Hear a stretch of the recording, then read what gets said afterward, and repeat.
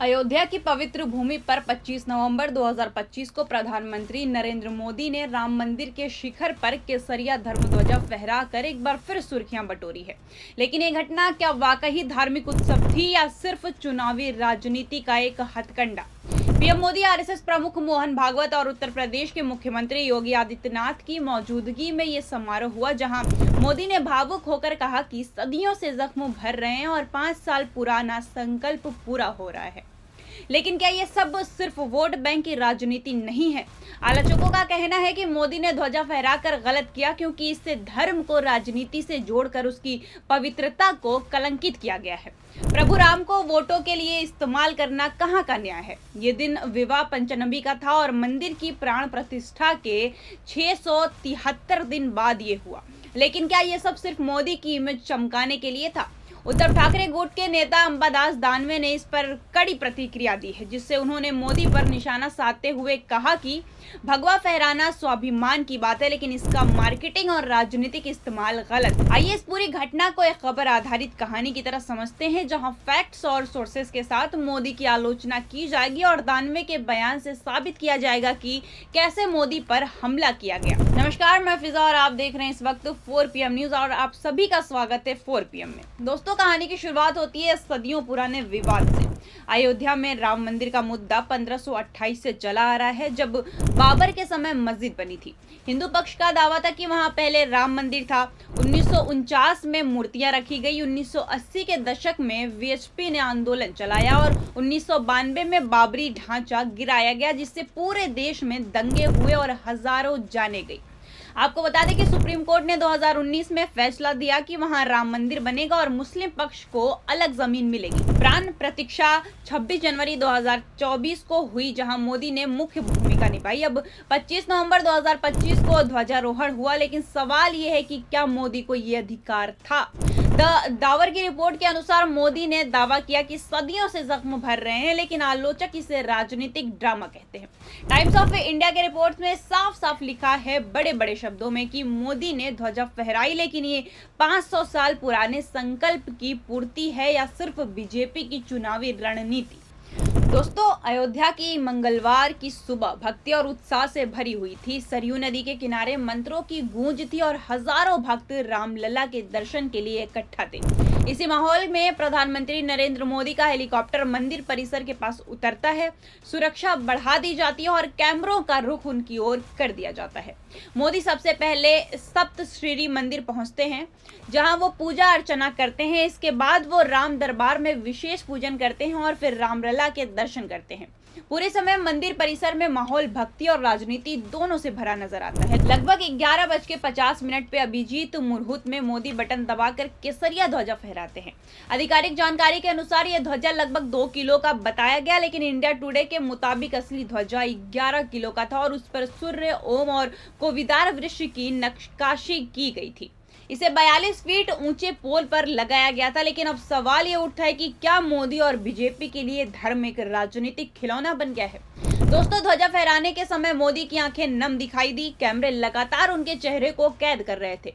समर्थक इसे मोदी का भावुक पल बता रहे थे, लेकिन आलोचकों ने सवाल भी खड़े किए कि क्या ये सच्ची भावना थी या कैमरों के लिए रचा गया एक विशेष पल? विपक्ष और कई राजनीतिक विश्लेषक मानते हैं कि प्रधानमंत्री का पद एक संवैधानिक पद है और धार्मिक अनुष्ठानों में इनका गहरा शामिल होना पद की गरिमा पर सवाल खड़ा करता है। कुछ आलोचकों ने तो यहाँ भी कहा कि मोदी खुद को राम का अवतार या विशेष दूत दिखाने की कोशिश कर रहे हैं, जो कि लोकतांत्रिक ढांचे के लिए ठीक नहीं है।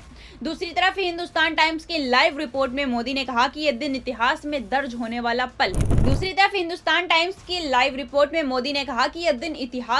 होने वाला पल है। उनके समर्थक इसे सांस्कृतिक पुनर्जागरण बता रहे थे, जबकि विपक्ष इसे साफ तौर पर राजनीतिक स्टंट बताता है। खासकर चुनावी माहौल के बीच दोस्तों, अयोध्या में उस सुबह 2 आवाजें साफ सुनाई दे रही थी, एक भक्ति की और दूसरी तरफ राजनीति की। रामलला के मंदिर में धार्मिक उत्सव था, लेकिन उसके बाहर राजनीतिक बहस उतनी ही तेज थी। कई लोगों का कहना था कि मोदी का ये ध्वजा फहराना गलत है, क्योंकि इससे धर्म की आड़ में राजनीति की जा रही है। मोदी सरकार ने राम मंदिर को चुनावी हथियार बना लिया है। 2024 से लेकर अब तक बीजेपी ने इसे वोटों के लिए इस्तेमाल किया है। दोस्तों, आपको बता दें कि योगी आदित्यनाथ ने अयोध्या को विकसित किया, लेकिन क्या ये सब हिंदुत्व की राजनीति नहीं है? एनडीटीवी के वीडियो में मोदी ने कहा कि भगवा ध्वजा भारत की सभ्यता की जीवंत भावना है, लेकिन क्या ये सच या सिर्फ हिंदू वोटर्स को लुभाने का तरीका है?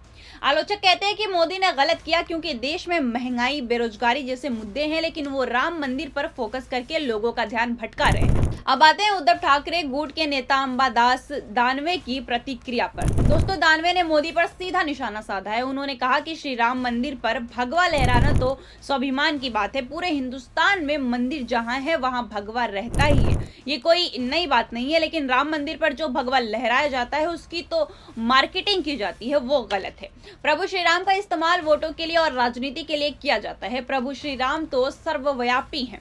दानवे ने आगे मोदी सरकार पर हमला बोलते हुए कहा कि हम एक वचनीय हैं क्या, ये भी देखना पड़ेगा। जनता से जो वादे किए वो पूरे किए क्या? उन्होंने ये भी कहा कि देवेंद्र फडणवीस बहुत राम के बारे में बात कर रहे हैं। चुनाव के समय कहा था कि हम किसानों की कर्ज मुक्ति करेंगे, किए क्या? राम के प्रति झूठा प्यार बताना तो गलत है, लेकिन राम मंदिर पर भगवा लहराना स्वाभिमान की बात है। यहाँ दानवे ने मोदी पर निशाना साधा कि वो राम का नाम लेकर वोट मांगते हैं, लेकिन वादे पूरे नहीं करते। किसानों की कर्ज माफी का वादा किया, लेकिन पूरा नहीं हुआ। ये मोदी की पोल खोलता है कि उनका राम प्रेम सिर्फ और सिर्फ एक दिखावा है। एक्स पर कई पोस्ट में दानवे के बयान को शेयर किया गया, जहां लोग मोदी की आलोचना कर रहे हैं। दानवे के बयान से साफ है कि मोदी ने ध्वजा फहराकर गलत किया, क्योंकि ये राजनीतिक मार्केटिंग है। दानवे ने कहा कि राम सर्वव्यापी है तो उन्हें चुनावी टूल बनाने की क्या जरूरत है। दानवे ने देवेंद्र फडणवीस का नाम लेकर महाराष्ट्र की राजनीति पर भी सवाल उठाए हैं, जहां बीजेपी ने शिवसेना को तोड़ा और सरकार बनाई। यह मोदी की रणनीति की आलोचना है। एक्स पर भास्कर इंग्लिश ने 35 तस्वीरें शेयर की, लेकिन आलोचक कहते हैं कि ये सब की सब प्रचार है। दानवे के बाद संतों का गुस्सा भी सबसे ज्यादा भड़का और सबसे बड़ा हथियार बना। जगत गुरु राम भद्राचार्य, जो चित्रकूट के प्रमुख संत हैं, उन्होंने संकेत किए कि ये शास्त्र विरोधी हैं। उन्होंने कहा कि मंदिर पर ध्वजारोहण की परंपरा शास्त्रों में नहीं और ये राम की महिमा को कम करता है। राम भद्राचार्य ने यह भी कहा कि राम की बेइज्जती न हो, लेकिन ये कदम खुद को बड़ा दिखाने जैसा लगता है। हमने तो कभी किसी मंदिर पर झंडा फहराते नहीं देखा है। उनका गुस्सा साफ है कि मोदी राम के ऊपर उठने की कोशिश कर रहे हैं। शंकराचार्य, अभिमुक्तेश्वरानंद सरस्वती ज्योति मठ के प्रमुख ने तो खुलकर गुस्सा जाहिर किया है। उन्होंने कहा कि राम मंदिर पर ध्वजारोहण कोई शास्त्रीय रीति नहीं है। मैं भाग नहीं लूंगा। शास्त्रों में कहीं नहीं लिखा कि प्रधानमंत्री ध्वजा फहराएंगे। ये सरासर गलत है। हमने तो कभी किसी मंदिर पर ऐसा नहीं देखा। मोदी जी सीधे राम की बेइज्जती कर रहे हैं और खुद को राम से बड़ा दिखाने की कोशिश कर रहे हैं। अभिमुक्तेश्वरानंद का वीडियो वायरल हुआ, जहां वो चिल्लाते हैं ये राजनीति नाटक है, राम भक्ति नहीं। संतों को न्योता क्यों नहीं दिया गया? ये अधूरा मंदिर है, ध्वजा फहराना पाप है। उनका गुस्सा मोदी पर सीधा निशाना साधता है। अभिमुक्तेश्वरानंद का गुस्सा और गहरा है। उन्होंने कहा कि मंदिर अधूरा है, शिखर बाकी है। शास्त्र कहते हैं कि पूर्ण मंदिर पर रीति हो। मोदी जी राम की जगह खुद को स्थापित कर रहे हैं, ये बेइज्जती है। साथ ही उन्होंने कहा कि संतों की उपेक्षा हो रही है, राजनीति हावी है। राम भद्राचार्य ने भी संकेत दिया कि यह परंपरा के खिलाफ है। राम सर्वोच्च है, कोई इंसान उनसे बड़ा नहीं हो सकता। शंकराचार्य समुदाय में ये गुस्सा फैल गया है। ज्योति मठ द्वारका पीठ के संत भी असहमत है। दोस्तों, संतों का गुस्सा मोदी की पोल खोलता है, क्योंकि राम भद्राचार्य, अभिमुक्तेश्वरानंद और शंकराचार्य जैसे बड़े नाम कह रहे हैं कि ध्वजारोहण शास्त्र में नहीं है। वेद, पुराण, रामायण में कहीं झंडा फहराने का जिक्र नहीं किया गया है। हमने तो देखा ही नहीं किसी मंदिर पर। उनका कहना है कि मोदी राम की बेइज्जती कर रहे हैं, खुद को अवतार दिखा रहे हैं। दानवे ने इसे वोटों से जोड़ा, संतों ने शास्त्र से। ये संयुक्त हमला मोदी पर है। इंडिया टीवी ने बताया कि संतों ने न्योता न मिलने पर भी गुस्सा जताया। दोस्तों, अयोध्या में हुई ये घटना भारत की सांस्कृतिक बहस को और तेज कर रही है। राम मंदिर अब सिर्फ आस्था का केंद्र नहीं, पर्यटन का बड़ा स्थान भी बन गया है। केवल 2024 में करीब 1 करोड़ लोग यहाँ आए, लेकिन इसके साथ साथ विवाद भी बढ़ गए। कई मीडिया रिपोर्ट में कहा गया कि प्रधानमंत्री मोदी ने अपने भाषण में दंगों का सीधा जिक्र नहीं किया, सिर्फ जख्म भरने की बात कही है। कुछ जगहों पर यह भी बताया गया कि मोदी ने इसे सत्य की जीत कहा, जबकि कई संतों का मानना है कि सत्य शास्त्रों में होता है, राजनीति में नहीं। उनका सवाल यह है कि क्या ये सच में हिंदू चेतना की जागृति है या राजनीति का एक और तरीका।